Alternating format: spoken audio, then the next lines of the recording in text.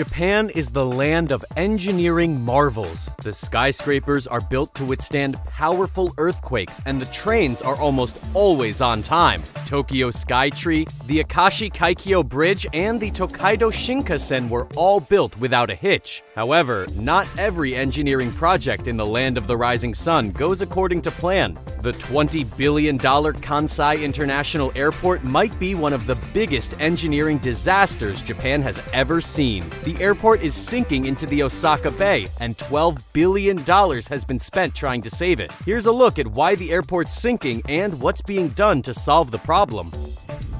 The funny thing about the Kansai International Airport is that it's actually supposed to be sinking. It's just sinking a lot faster than engineers anticipated. One question remains: will the airport settle high enough above sea level to avoid major flooding? Only time will tell, and so far, only stopgap solutions are being used to keep Kansai International Airport floating in Osaka Bay. Before we take a deep dive into these measures, let's take a look at how the Kansai International Airport was built. Construction of the Kansai International Airport began way back in 1987. The project was originally supposed to cost about $8 billion.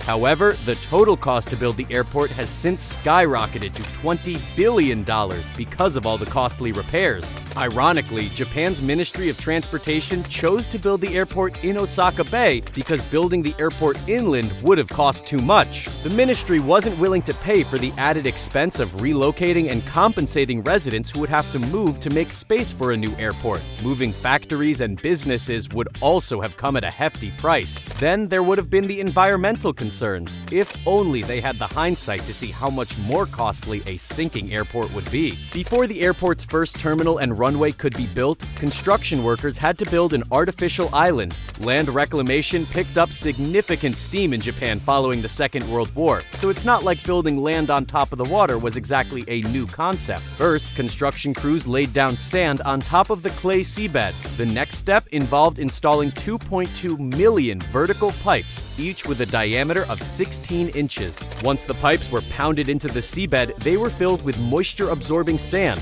This was an essential step because reclaimed land is essentially a wet sponge. If the pipes didn't absorb water from the surrounding soil and seabed, construction would be impossible. To support the weight of an airport terminal, a dense and dry foundation is necessary. With the pipes removed and the sand drain method implemented, crews could begin adding rock and soil to the sand layer. The rock and soil were hauled in from nearby mountain ranges. In total, 180 million cubic meters of rock and soil were added to the sand layer. To protect the foundation, a seawall made of 48,000 specially designed concrete tetrapods was built around the island. The perimeter of the seawall was built using 69 large steel chambers. The tetrapods were then placed in between these chambers. The seawall was designed to protect the airport from waves and surges by dissipating the oncoming water. Without the seawall, the airport would be inundated with water from Osaka Bay. More soil was added until the island reached a height of 65 feet above sea level. Unfortunately, engineers should have built the island even higher because they seriously underestimated how much the 511-hectare island would sink.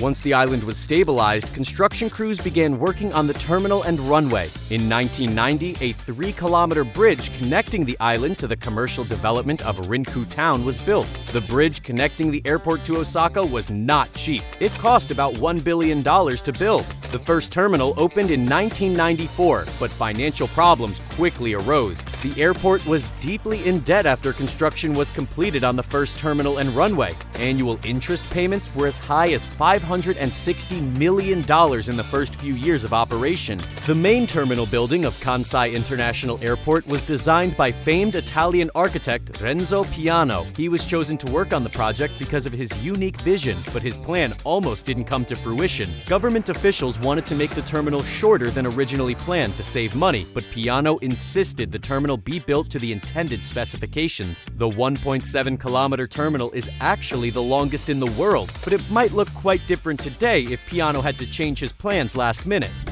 Despite the first island sinking far more than anticipated, engineers believed they had the situation under control. So construction began on a second terminal and runway in 2003. A second island was built using the same process as the first, but this time engineers adjusted their measurements as they knew this island would sink just as much as the first. Officials deemed the expansion necessary as tourism in Japan was increasing exponentially. Narita Airport and Haneda Airport in Tokyo were also extremely congested, and the Ministry of Transportation wanted to make Kansai International Airport a gateway to Asia. They didn't want to lose customers to the airports in Hong Kong and South Korea.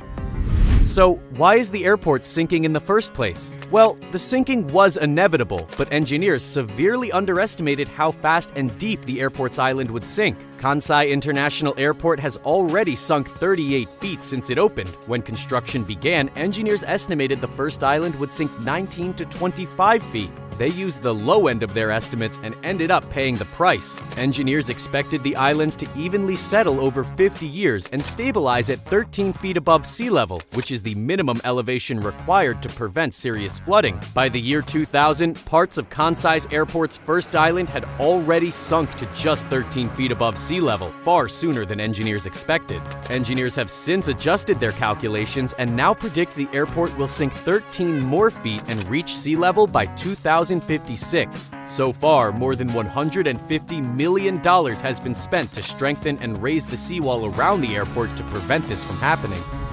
Raising the seawall isn't the only solution engineers have come up with to stop Kansai International Airport from sinking. Unfortunately, all the other solutions are also temporary measures. 1999 was the year that things really started to fall apart. The first island had already sunk 27 feet instead of the estimated 19 feet, so engineers got to work to slow things down. They excavated the ground below the passenger terminal and inserted a series of iron plates directly below the hydraulic jacks and 900-column foundation.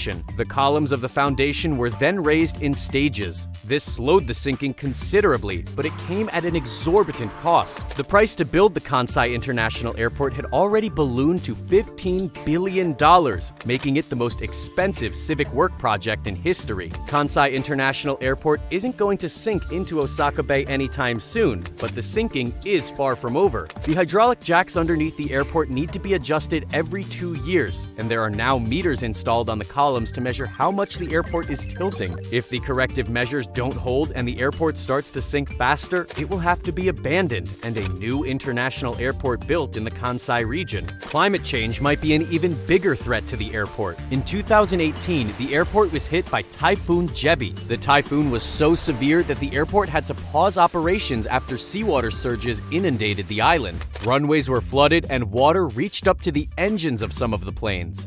Here's a fun fact. Did you know that Japan has a rail line that's actually supposed to be underwater? The Hokkaido Shinkansen, which cost $4.67 billion to build, connects Japan's two largest islands, Honshu and Hokkaido. The bullet train passes through the $7 billion Seikan Tunnel, which travels under the Tsugaru Strait. That's it, folks. Thanks for watching. Stay tuned to this channel for more great videos.